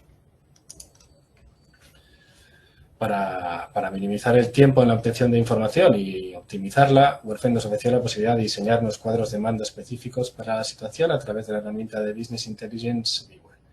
Esta nos situó y nos sitúa actualmente en el presente en la gestión de datos, y con un esfuerzo compartido inicial en el diseño, pues nos permite disponer de los datos informativos prácticamente a tiempo real en un tiempo mínimo. Así, en varios entornos como el que se muestra, controlamos la actividad, su evolución diaria y su estado, tanto en peticiones de rutina como de urgencia. Al ser unos gráficos, si se quiere, de evolución, también puedes obtener un esbozo de la actividad que podría ser esperable. También nos ofrece la posibilidad de distribuir la actividad por pacientes según su origen, con información añadida sobre estos, como podría ser la edad o el sexo. Y nos permite visualizar las incidencias relacionadas con las muestras y las pruebas y el origen de estas, por si se tiene que actuar localizadamente en algún caso. De la misma manera, disponemos de los tiempos de respuesta, tanto en rutina como urgencias, y de la evolución y de la desviación de la media o de los percentiles de estos, también diferenciados por tipos de petición, y también del porcentaje de positividad estratificado si se requiere por diferentes características del paciente. Esta información, y sobre todo la anterior, la de los tiempos de respuesta, son clave con los solicitantes, para los médicos. Los médicos querían resultados de PCR casi al momento de hacer la solicitud. Y saber cuánto se tarda realmente ha sido una de las informaciones más importantes para la distribución de tareas. Esta visión global y al detalle de la actividad y su origen y sus tiempos de respuesta, como digo, resulta clave para el laboratorio en la solicitud y distribución de los recursos. Y aprovechando el esfuerzo, cambia de diapositiva, Raúl, por favor. Aprovechando el esfuerzo en el diseño de los cuadros de mando básicos, los que hemos visto, se definieron otros entornos que ofrecen otro tipo de información más clínica, que conjuntamente con toda la anterior resulta de utilidad en el enfoque de estudios y en la obtención de datos para estos. Son datos así a grandes rasgos bioquímicos, inmunológicos, hematológicos, como podría ser el ejemplo del dímero D. En todos los casos siempre es posible estratificar y comparar por cohortes básicas de sexo y edad, pero también cohortes hechas a medida en función de las necesidades del laboratorio. Y también ofrece datos microbiológicos que pueden resultar de utilidad como causas de infección en pacientes negativos, que aunque sin ser microbiólogo yo creo que seguro pueden resultar de gran utilidad. Y cedo la palabra a Raúl de nuevo. Sí, después de ver un poco cuál ha sido la aplicación práctica, cuál es la solución que hemos aplicado junto con el Hospital de Vallebrón, queremos destacar, para acabar, cuáles son los beneficios que han aportado a todos los facultativos y a los usuarios esta solución. Por un lado, los facultativos de los laboratorios han podido revisar en el LIS la actividad de sus secciones para supervisar y validar los resultados obtenidos de las muestras de los pacientes analizados. A través de reglas expertas del sistema han detectado de manera precoz los resultados patológicos para una inmediata actuación en los pacientes infectados. y el IS ha facilitado enormemente la gestión de las muestras en un contexto de gran volumen focalizado, junto a la flexibilidad y facilidad en la configuración que han permitido realizar una gran cantidad de adaptaciones muy específicas en el momento en el que nos encontrábamos. Y con Viewer los profesionales han realizado un análisis de la información de manera agregada, viendo cifras globales de la evolución de todos los marcadores procesados en estas muestras. El diseño de cuadros de mandos personalizados ha facilitado disponer de la mejor herramienta de visualización para cada caso en concreto y asimismo se ha podido explorar de forma segmentada la información por grupos de edad, de sexo, origen e incluso geolocalizando a la población atendida por código postal o a través de mapas de calor para detectar fácilmente los focos de infección. Y para finalizar, además de felicitar al resto de ponentes por lo muy interesante que ha resultado sus exposiciones, quisiéramos agradecer una vez más al Hospital Vall d'Hebron de Barcelona y concretamente al doctor Albert Blanco su ayuda e implicación para poder recopilar todos estos datos interesantes y ponerlos en conocimiento de los asistentes a este webinar de hoy. Muchas gracias. Muchas gracias, Raúl, y muchas gracias, doctor Blanco, por vuestra presentación, que igual que el resto yo creo que ha sido súper interesantes. Con vuestra presentación habríamos terminado las que hoy teníamos previstas para esta sesión. Creo que de alguna manera hemos cubierto todos los objetivos que nos proponíamos, no solo por la bondad de todo lo que se ha presentado en cuanto a aplicaciones, sino también por esas capacidades de las que hablábamos al principio en lo que podríamos definir que es el concepto de Smart Health como capacidad de hibridar distintas soluciones, distintas tecnologías, pero también capacidad de hibridar distintas áreas o distintos stakeholders dentro del contexto de salud, como son la universidad, los centros de investigación, hospitales y finalmente también empresas, que es pues hacia donde tenemos que transferir todos los resultados de todo lo anterior, teniendo en cuenta necesidades clínicas y de los pacientes. Sí me gustaría trasladaros a